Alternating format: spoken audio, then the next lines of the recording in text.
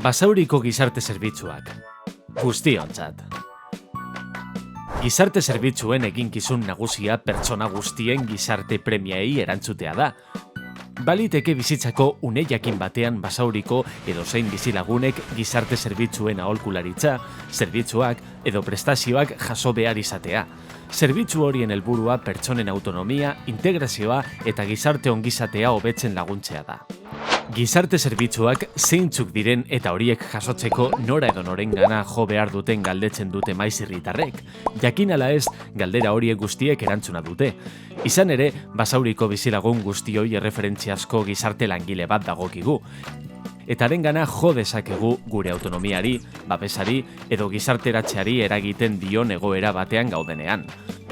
Basauriko udaleko gizarte zerbitzuek herritar guztiei ematen dizkiete zerbitzuak eta prestazioak.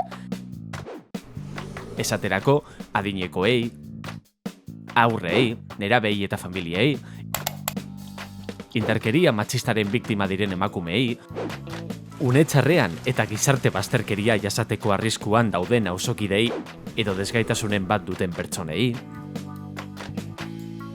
Ba zenekien Basaurin urtero 1.400 adineko baino gehiagok bere etxeetan bizitzen jarrai dezaketela udalak eskainitako berezi asko zerbitzuei esker, segurtasuna eta konpainia emateaz gain, eguneroko bizitzako jarduerak errazten dizkiete.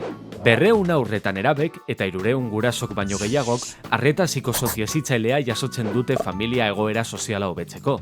Udalerriko 700 familiak baino gehiagok prestazio ekonomikoren bat jasotzen dute udaleko gizarte zerbitzuen bidez.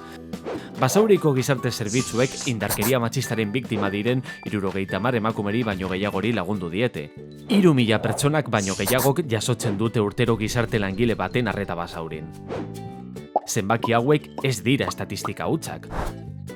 Datu bakoitzaren atzean, bizitzaren une jakin batean gizarte zerbitzuen laguntza behar izan duen pertsona baten historia dago.